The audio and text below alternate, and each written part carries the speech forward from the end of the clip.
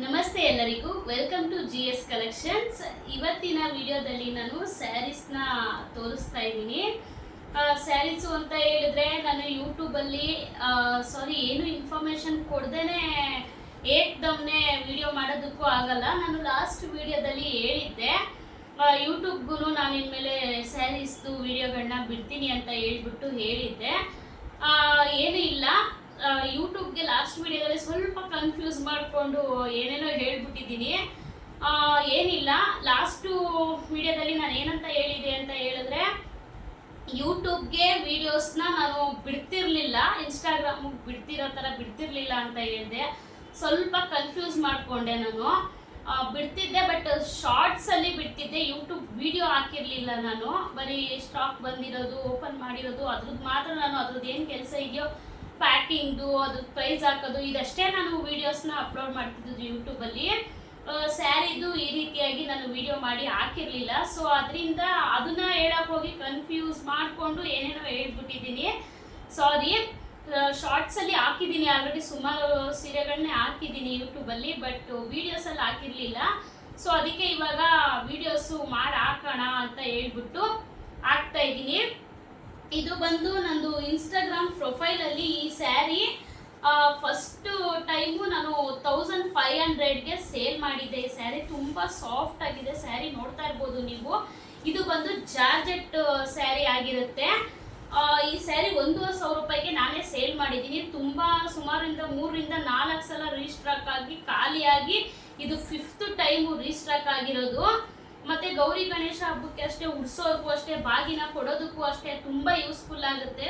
ಕೊಟ್ರು ಸ್ಯಾರಿ ಚೆನ್ನಾಗಿದೆ ಅಂತ ಹೇಳ್ಬೇಕು. ಆ ರೀತಿಯಾಗಿ ಕೊಟ್ರೆ ಎಲ್ಲರಿಗೂ ಖುಷಿ ಕೂಡ ಆಗುತ್ತೆ.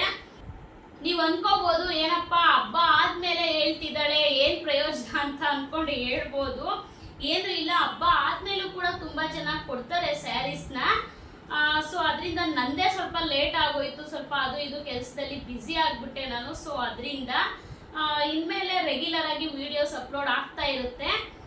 ಏನು ಪ್ರಾಬ್ಲಮ್ ಆಗಲ್ಲ. ಇನ್ಮೇಲೆ ನಾನು ಯೂಟ್ಯೂಬಲ್ಲಿ ಮಾತಾಡೋ ಥರ ಲೆಂತಿಯಾಗಿ ನಾನು ಶಾರ್ಟ್ಸಲ್ಲಿ ವಿಡಿಯೋಸಲ್ಲಿ ಇನ್ಸ್ಟಾಗ್ರಾಮಲ್ಲಿ ಮಾತಾಡೋದಕ್ಕಾಗೋದೇ ಇಲ್ಲ. ಇಷ್ಟು ಟೈಮು ಅಂತ ಇರುತ್ತೆ, ಅಷ್ಟು ಟೈಮಲ್ಲಿ ಅಷ್ಟೇ ನಾವು ಮುಗಿಸ್ಬೇಕು. ಅದಕ್ಕೂ ಮೀರಿ ಟೈಮು ಹೋಗ್ಬಿಟ್ರೆ ಅದು ಅಲ್ಲಿ ನಾವು ಎಷ್ಟು ಟೈಮ್ ಇರುತ್ತೋ ಅಷ್ಟು ಟೈಮ್ಗೆ ಅದು ಕರೆಕ್ಟಾಗಿ ಕಟ್ ಆಗಿಬಿಡುತ್ತೆ. ಸೊ ಮುಂದಕ್ಕೆ ನಾವು ಮಾತಾಡೋದಕ್ಕೂ ಆಗಲ್ಲ. ಏನೇನೋ ಡೀಟೇಲಿಂಗ್ ಎಲ್ಲ ಕೊಡಬೇಕು ಅಂತ ಅನ್ಕೊತೀನಿ, ಬಟ್ ಆಗೋದೇ ಇಲ್ಲ. ಸುಮಾರು ಯೂಟ್ಯೂಬಲ್ಲಿ ಇನ್ಸ್ಟಾಗ್ರಾಮಲ್ಲಿ ಎಷ್ಟೋ ಏನೇನೋ ಡೀಟೇಲಿಂಗ್ ಹೇಳ್ಬೇಕು ಅಂತ ಅಂದ್ಕೊಂಡೆ. ಅವತ್ತು ಒಂದು ವಿಡಿಯೋ ಹಾಕಿದ್ದೆ, ತುಂಬ ಫೇಕ್ ಐಡಿಗಳೆಲ್ಲ ಕ್ರಿಯೇಟ್ ಮಾಡಿಕೊಂಡು ತುಂಬ ಮೋಸ ಮಾಡ್ತಿದ್ದಾರೆ ಅಂತ ಎಲ್ಲ ಹೇಳ್ಬಿಟ್ಟು ಅದು ತುಂಬ ಇತ್ತು ಅದ್ರದ್ದು ಮಾತಾಡೋದು. ಬಟ್ 2 ವಿಡಿಯೋ ಹಾಕೋಣ ಅಂತ ಅಂದ್ಕೊಂಡೆ. ಇಲ್ಲ ಬೇಡ, ಸುಮ್ಮನೆ ಏನಕ್ಕೆ 2 ವಿಡಿಯೋಸು ಅಂತ ಹೇಳ್ಬಿಟ್ಟು ಸ್ವಲ್ಪ ಕಟ್ ಮಾಡಿದ್ದೀನಿ ಅದನ್ನ ವಿಡಿಯೋಸ್ನ. ನಂತರನೇ ಎಷ್ಟೋ ಜನ ಮಾಡ್ತಿರೋರ್ಗು ಯೂಸ್ ಆಗಬೇಕು ಅದು ವಿಡಿಯೋ ಅನ್ನೋದಕ್ಕೋಸ್ಕರ ಅದನ್ನ ಮಾಡಿರೋದು.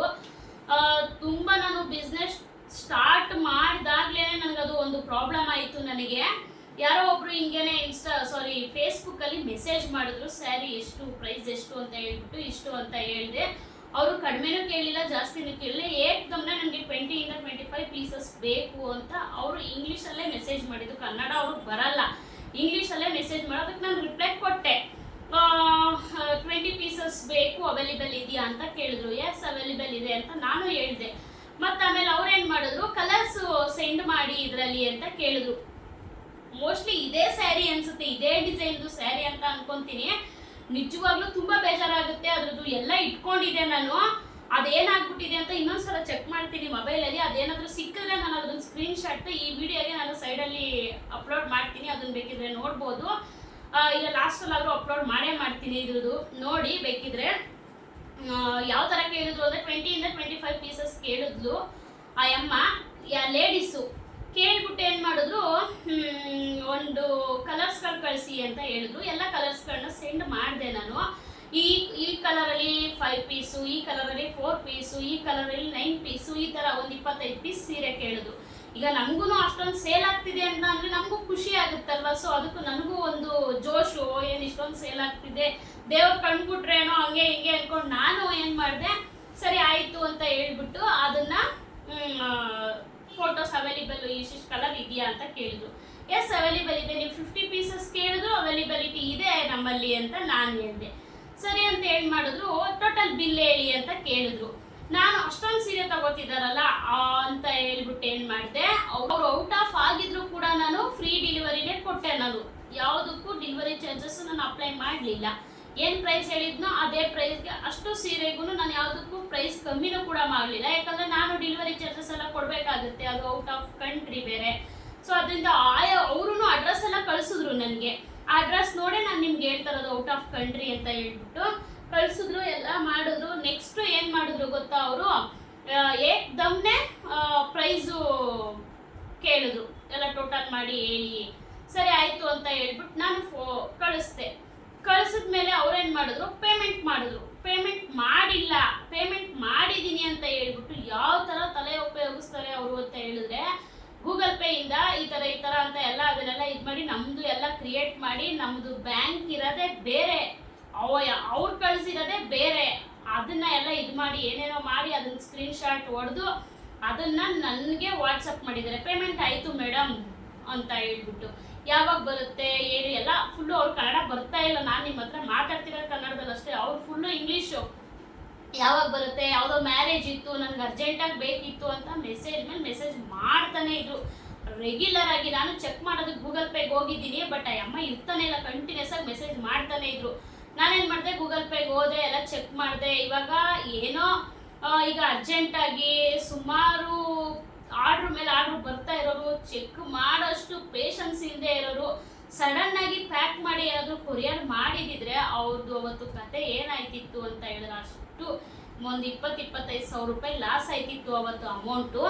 ಬಟ್ ನಾವು ಸ್ವಲ್ಪ ಪೇಷನ್ಸಿಂದ ಎಷ್ಟೇ ಕೆಲಸಗಳಿರಲಿ, ಎಷ್ಟು ಏನೇ ಇದ್ರೂ ಪೇಮೆಂಟ್ ಬಂದಿದೆಯಾ ಅಂತ ಮೊದಲು ಚೆಕ್ ಮಾಡಬೇಕು.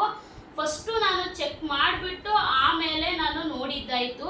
ನೋಡಿದ್ರೆ ಪೇಮೆಂಟೇ ಬಂದಿಲ್ಲ. ಆಮೇಲೆ ನನ್ನ ಪಾಸ್ಬುಕ್ ಎಲ್ಲ ಓಪನ್ ಮಾಡಿ, ಅಂದರೆ ಅದರದ್ದೇ ಆ್ಯಪ್ ಇರುತ್ತೆ ಪಾಸ್ಬುಕ್ದು, ಆ ಪಾಸ್ಬುಕ್ ಎಲ್ಲ ಓಪನ್ ಮಾಡಿ ಎಲ್ಲ ನೋಡ್ರಿ, ಎಲ್ಲಿ ಹೋಗಿದ್ರು ಕ್ರೆಡಿಟ್ ಆಗೇ ಇಲ್ಲ ಅಮೌಂಟು. ಆಮೇಲೆ ನೆಕ್ಸ್ಟ್ ಮತ್ತೆ ವಾಟ್ಸಪ್ಗೆ ಬಂದೆ, ನೋ ಮೇಡಮ್ ಯಾವುದೂ ಬಂದಿಲ್ಲ ನನಗೆ, ಪೇಮೆಂಟ್ ಯಾವುದೂ ಆಗಿಲ್ಲ ಅಂತ. ವಾಟ್ ಅಂತಾನೆ ಕಳಿಸಿದ್ಲು ಅಮ್ಮ. ನಾನೇನು ಮಾಡಿದೆ, ಸ್ಕ್ರೀನ್ಶಾಟ್ ಹೊಡೆದು ಅದನ್ನೆಲ್ಲ ವಾಪಸ್ ಅವ್ರಿಗೆ ಕಳಿಸ್ದೆ.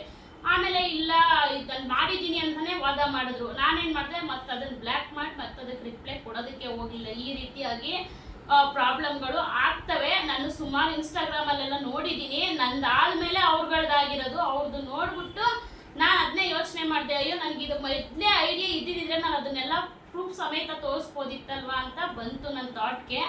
ಮತ್ತು ಈಗ ಸುಮಾರು ದಿನದಿಂದ ಇನ್ಸ್ಟಾಗ್ರಾಮಲ್ಲೆಲ್ಲ ನಿಲ್ಲಿಸ್ಬಿಟ್ಟಿದ್ದೆ. ನಾನೇನು ಸಿಕ್ಕಾಬಟ್ಟೆ ಯೂಟ್ಯೂಬಲ್ಲಿ ನೋಡ್ತಿರೋರು ಗೊತ್ತಿರುತ್ತೆ ನನ್ನ ಪರಿಸ್ಥಿತಿ.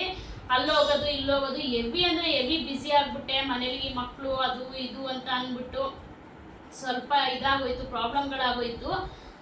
ನನಗೆ ಏನೇನೋ ಸ್ವಲ್ಪ ಆಗಲೇ ಇಲ್ಲ. ಸೊ ಅದಕ್ಕೆ ಇವಾಗ ಮತ್ತೆ ಸ್ಟಾರ್ಟ್ ಮಾಡೋಣ, ಹಿಂಗೆ ಇದ್ರೆ ಆಗೋದಿಲ್ಲ ಅಂತ ಹೇಳ್ಬಿಟ್ಟು ಯಾವುದೋ ಒಂದೊಂದು ಆರ್ಡ್ರ್ಗಳು ಬಂದಿದ್ದು ತೊಗೊಂಡು ಅದನ್ನು ಪ್ಯಾಕ್ ಮಾಡಿ ಜಸ್ಟ್ ಫೋಟೋಸ್ ಅಷ್ಟೇ ನಾನು ಅಪ್ಲೋಡ್ ಮಾಡ್ತಿದ್ದೆ. ವೀಡಿಯೋಸ್ ಯಾವುದೇ ರೀತಿಯಿಂದ ರೆಗ್ಯುಲರಾಗಿ ಏನು ನಿಲ್ಲಿಸೇ ಬಿಟ್ಟಿರಲಿಲ್ಲ ವೀಡಿಯೋಸ್ನ ಇನ್ಸ್ಟಾಗ್ರಾಮಲ್ಲಿ.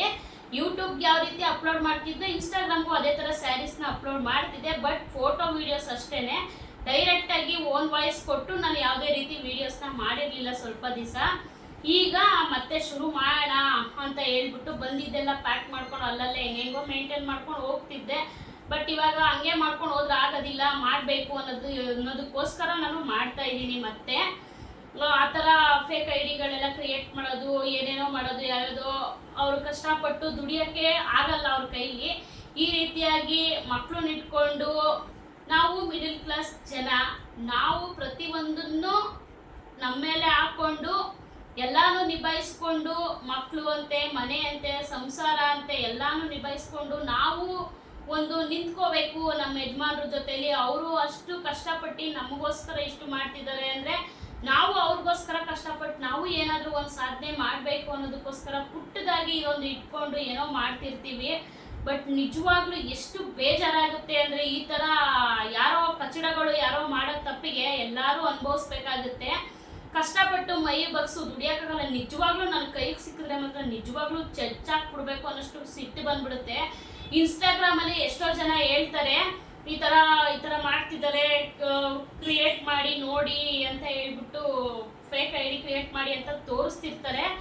ಅವರು ಎಷ್ಟು ಸಾಫ್ಟಾಗಿ ಮಾತಾಡ್ತಿರ್ತಾರೆ ಅಂದರೆ ಮಾಡ್ತಾರೆ ಹಂಗೆ ಹಿಂಗೆ ಅಂತ ತೋರಿಸಿ ನಿಜವಾಗ್ಲೂ ನನ್ಗೆ ಅಷ್ಟು ತಾಳ್ಮೆನೇ ಇಲ್ಲ.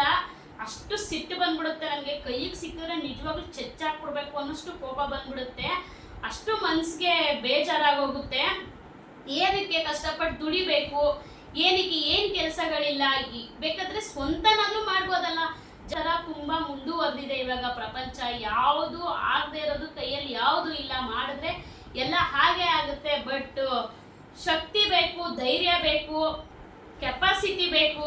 ಈ ಕಾಲದಲ್ಲಿ ಆಕ್ಚುಲಿ ಹೇಳ್ಬೇಕು ಅಂದ್ರೆ ಬೆಳೆಯೋರ್ನ ತುಳಿಯೋದೇ ಜಾಸ್ತಿ ಈಗಿನ ಕಾಲದಲ್ಲಿ. ನಿಜವಾಗ್ಲೂ ಅಂತವ್ರ ಮುಂದೆನೆ ನಾವು ಬೆಳೆದು ಬದುಕು ತೋರಿಸ್ಬೇಕು ಅಂತ ಅಟವಾಗಿ ನಿಂತಿರ್ತೀವಿ. ಇಂಥವ್ರಿಂದ ನಿಜವಾಗ್ಲೂ ಮೋಸ ಹೋಗ್ಬಿಡ್ತೀವಿ. ಸೊ ಅದರಿಂದ ಹೇಳ್ತಾ ಇದ್ದೀನಿ, ನಮ್ಗಳದ್ದು ನಾಳೆ ದಿನ ಅದೇ ಥರನೇ ಫೇಕ್ ಐ ಡಿ ಕ್ರಿಯೇಟ್ ಆಗ್ಬೋದೇನೋ. ಏನಕ್ಕಂದರೆ ನಮ್ಮದು ಇನ್ಸ್ಟಾಗ್ರಾಮಲ್ಲಿ ಇನ್ನೂ ಅಷ್ಟು ಫಾಲೋವರ್ಸ್ ಇಲ್ಲ, ನಮ್ದು ಅಷ್ಟು ಮುಂದುವರೆದಿಲ್ಲ.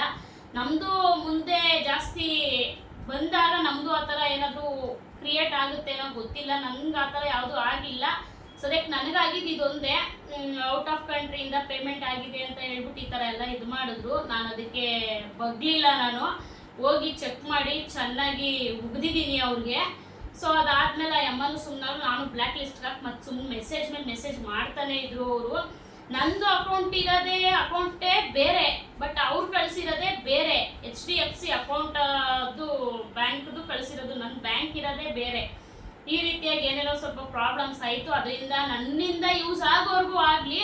ಮತ್ತು ಸುಮಾರು ಜನ ಏನು ಮಾಡ್ತಾರೆ, ಸ್ಯಾರೀಸ್ ಎಲ್ಲ ಇಷ್ಟ ಆಗುತ್ತೆ, ಒಳ್ಳೊಳ್ಳೆ ಸ್ಯಾರೀಸ್ ತೋರಿಸಿದ್ದೀರಾ ಅಂತ ನಿಜವಾಗ್ಲೂ ಖುಷಿ ಪಡ್ತಾರೆ ಕಸ್ಟಮರ್ಸು.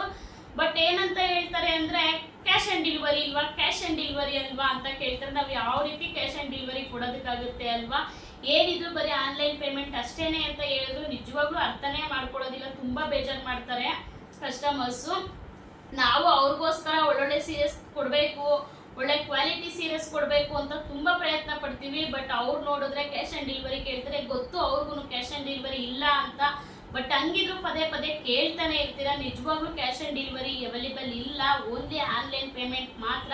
ನಮ್ಮ ಮೇಲೆ ನಂಬಿಕೆ ಇಟ್ಟು ನೀವು ಬುಕ್ ಮಾಡ್ಕೋತೀರ, ನಾವು ನಿಮ್ಮ ಮೇಲೆ ನಂಬಿಕೆ ಇಟ್ಟು ಕಳಿಸ್ತೀವಿ. ಮತ್ತೆ ಇನ್ನೊಂದ್ಸಲ ಪರ್ಚೇಸ್ ಮಾಡಬೇಕು ನೀವು ನಮ್ಮ ಕಡೆಯಿಂದ, ಚೆನ್ನಾಗಿತ್ತು ಅಂದರೆ ಮತ್ತೆ ಮಾಡೇ ಮಾಡ್ತೀರಾ ಅನ್ನೋದು ನಂಬಿಕೆ ಮೇಲೆ ನಾವು ಕಳಿಸ್ಕೊಡ್ತೀವಿ.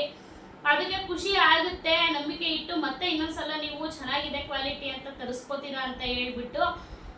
ಬಟ್ ಏನಂದರೆ ಮನಸ್ಸಿಗೆ ತುಂಬ ಬೇಜಾರಾಗ್ಬಿಡುತ್ತೆ. ಈ ಥರ ಎಲ್ಲ ಸುತ್ತಮುತ್ತ ಇದ್ದಾಗ ಬೆಳೆಯೋದಕ್ಕೆ ಬಿಡಲ್ಲ, ತುಳಿಯೋದೇ ಜಾಸ್ತಿ ಆಗೋಗಿದ್ದಾರೆ. ಇಷ್ಟೆಲ್ಲ ಇನ್ಸ್ಟಾಗ್ರಾಮಲ್ಲಿ ಅಪ್ಲೋಡ್ ಮಾಡೋದಕ್ಕಾಗಲ್ಲ. ಸೊ ಅದರಿಂದ ಯೂಟ್ಯೂಬ್ಗಾದರೂ ಹಾಕೋಣ ಅಂತ ಹೇಳ್ಬಿಟ್ಟು ನಾನು ಹಾಕಿದ್ದೀನಿ. ಇದು ಸ್ಯಾರೀಸ್ನ ತೋರ್ಸೋಕ್ಕೆ ಅಂತ ಬಂದು ನಾನು ಏನೇನೋ ಮಾತಾಡ್ತಾ ಕೂತ್ಕೊಂಡೆ. ಇದು ಬಂದು ಸ್ಯಾರಿ ತುಂಬ ಚೆನ್ನಾಗಿದೆ. ಇದ್ರದ್ದು ಆಫರಲ್ಲಿ ಕೊಡ್ತಾ ಇದ್ದೀನಿ. ಈ ಸ್ಯಾರಿನ 999 ಕೊಡ್ತಾ ಇದ್ದೀನಿ. ಇದೇ ಸ್ಯಾರಿನ ಬೇಕಿದ್ರೆ ನೀವು ಹೋಗಿ GS ಕಲೆಕ್ಷನ್ಸ್ ಅಂತ ಇನ್ಸ್ಟಾಗ್ರಾಮ್ ಪ್ರೊಫೈಲ್ಗೆ ಹೋಗಿ ಹೊಡೆದ್ರೆ ಸಾಕು, ಗೊತ್ತಾಗೋಗ್ಬಿಡುತ್ತೆ ಎಷ್ಟು ಪ್ರೈಸ್ಗೆ ನಾನು ಇದನ್ನ ಸೇಲ್ ಮಾಡಿದ್ದೀನಿ, ಎಷ್ಟು ಸೇಲ್ ಮಾಡಿದ್ದೀನಿ ಅಂತ ಹೇಳಿ. ಬಟ್ ಈಗ ನಾನು 999ಗೆ ಕೊಡ್ತಾ ಇದ್ದೀನಿ. ಸ್ಯಾರಿ ಮಾತ್ರ ನಿಜವಾಗ್ಲೂ ತುಂಬ ಚೆನ್ನಾಗಿದೆ. All over Karnataka free shipping ಇರುತ್ತೆ. ನಿಮ್ಗೆ ಏನಾದರೂ ಕಲರ್ಸ್ ಒಂದಕ್ಕಿಂತ ಒಂದು ಕಲರ್ ತುಂಬ ಚೆನ್ನಾಗಿದೆ. ಯಾವ ಕಲರ್ ಇಷ್ಟ ಆದ್ರೂ ಕೂಡ ಎಷ್ಟು ಕ್ವಾಂಟಿಟಿ ಬೇಕಾದರೂ ನಿಮಗೆ ಸಿಗುತ್ತೆ. ಯೂನಿಫಾರ್ಮ್ ಕೂಡ ಸಿಗುತ್ತೆ, ಅವೈಲೇಬಲ್ ಇದೆ ನಮ್ಮ ಹತ್ರ. ಸದ್ಯಕ್ಕೆ ಫಸ್ಟ್ ಕಲರ್ನ ನಾನು ತೋರಿಸ್ತೀನಿ, ರಾಯಲ್ ಬ್ಲೂ. ಇದು ಯಾರಿಗೆ ಇಷ್ಟ ಆಗಲ್ಲ ಹೇಳಿ, ಇದು ಕಲರ್ ಎಲ್ಲರಿಗೂ ಪ್ರತಿಯೊಬ್ಬರಿಗೂ ಇಷ್ಟ ಆಗೇ ಆಗುತ್ತೆ. ನೆಕ್ಸ್ಟ್ ಕಲರ್ ಬಂದು ರೆಡ್ ಕಲರ್ ಆಗಿರುತ್ತೆ. ನೆಕ್ಸ್ಟ್ ಕಲರ್ ಬಂದು ಲ್ಯಾವೆಂಡರ್. ಇದು ಲೈಟ್ ಕಲರ್, ಎಲ್ಲರಿಗೂ ಇಷ್ಟ ಆಗುತ್ತೆ ಇದು. ಮತ್ತೆ ಪಿಂಕ್ ಕಲರ್ ಆಗಿರುತ್ತೆ. ಇದು ಪಿಂಕ್ ಅಂದ್ರೆ ಲೈಟ್ ಪಿಂಕ್. ಮತ್ತೆ ಇದು ಬಂದು ಇದು ಕಲರ್ ಕೂಡ ತುಂಬಾ ಚೆನ್ನಾಗಿದೆ. ಆಫ್ ವೈಟ್ ಕೂಡ ಹಾಕೊಂಡು ಇದು ಪೇರ್ ಮಾಡ್ಕೊಂಡ್ರೆ ಎಷ್ಟು ಚೆನ್ನಾಗಿ ಕಾಣುತ್ತೆ ಗೊತ್ತಾ ಇದು ಸ್ಯಾರಿ. ಇದು ಬಂದು ಪಿಸ್ತಾ ಗ್ರೀನ್ ಕಲರ್ ಆಗಿರುತ್ತೆ. ಇದು ಬಂದು ರಾಣಿ ಪಿಂಕ್ ಕಲರ್ ಆಗಿರುತ್ತೆ. ಇದು ಪರ್ಪಲ್ ಕಲರ್ ಆಗಿರುತ್ತೆ. ನೋಡೋದಕ್ಕೆ ಮರೂನ್ ತರ ಇದೆ, ಮರೂನು ಆಗುತ್ತೆ, ಪರ್ಪಲ್ ಆಗುತ್ತೆ. ಡಾರ್ಕ್ ಪರ್ಪಲ್ ಕಲರ್ ಇದೆ, ಬಟ್ ನೋಡೋದಕ್ಕೆ ಸ್ವಲ್ಪ ಮರೂನ್ ಕಲರ್ ತರ ಕಾಣಿಸುತ್ತೆ. ಇದರಲ್ಲಿ ಯಾವ್ದಾದ್ರು ಕಲರ್ಸ್ ಏನಾದ್ರು ನಿಮ್ಗೆ ಇಷ್ಟ ಆಯ್ತು ಅಂತ ಹೇಳಿದ್ರೆ 9740456010 ಈ ನಂಬರ್ಗೆ ವಾಟ್ಸಪ್ ಮಾಡಿ. ಸ್ಕ್ರೀನ್ ಮೇಲೆ ನಾನು ಹಾಕಿರ್ತೀನಿ ನಂಬರು. ನನ್ನ ಚಾನಲ್ನ ಯಾರಾದರೂ ಹೊಸದಾಗಿ ನೋಡ್ತಿದ್ರೆ ದಯವಿಟ್ಟು ಸಬ್ಸ್ಕ್ರೈಬ್ ಮಾಡ್ಕೊಂಡು ನೋಡಿ. ಇನ್ನೂ ಹೊಸ ಹೊಸ ಡಿಸೈನ್ಸು ಕಲರ್ಸ್ನ ನಾನು ಅಪ್ಲೋಡ್ ಮಾಡ್ತಾ ಹೋಗ್ತೀನಿ ಮತ್ತು ಇನ್ನೂ ಒಳ್ಳೊಳ್ಳೆ ವೀಡಿಯೋಸ್ಗಳನ್ನ ಹಾಕೋದಕ್ಕೆ ಪ್ರಯತ್ನ ಪಡ್ತೀನಿ. ನಮ್ಮದು ಇನ್ಸ್ಟಾಗ್ರಾಮ್ ಪ್ರೊಫೈಲ್ ಕೂಡ ಅಷ್ಟೇ, ನಾನು ಲಿಂಕ್ನ ಡಿಸ್ಕ್ರಿಪ್ಷನಲ್ಲಿ ಹಾಕ್ತೀನಿ. ದಯವಿಟ್ಟು ಆ ಲಿಂಕ್ ಓಪನ್ ಮಾಡಿ ಪ್ರೊಫೈಲ್ಗೆ ಹೋಗಿ ಫಾಲೋ ಮಾಡೋದನ್ನ ಮಾತ್ರ ಮರಿಬೇಡಿ. ಇನ್ಸ್ಟಾಗ್ರಾಮ್ ಪೇಜ್ ಕೂಡ ಫಾಲೋ ಮಾಡ್ಕೊಳ್ಳಿ ಅಂತ ಹೇಳ್ತೀನಿ. ಇದಿಷ್ಟು ಇವತ್ತಿನ ವಿಡಿಯೋ ಆಗಿತ್ತು. ಮತ್ತೆ ನಾಳೆ ವಿಡಿಯೋದಲ್ಲಿ ಭೇಟಿ ಆಗೋಣ. Thank you.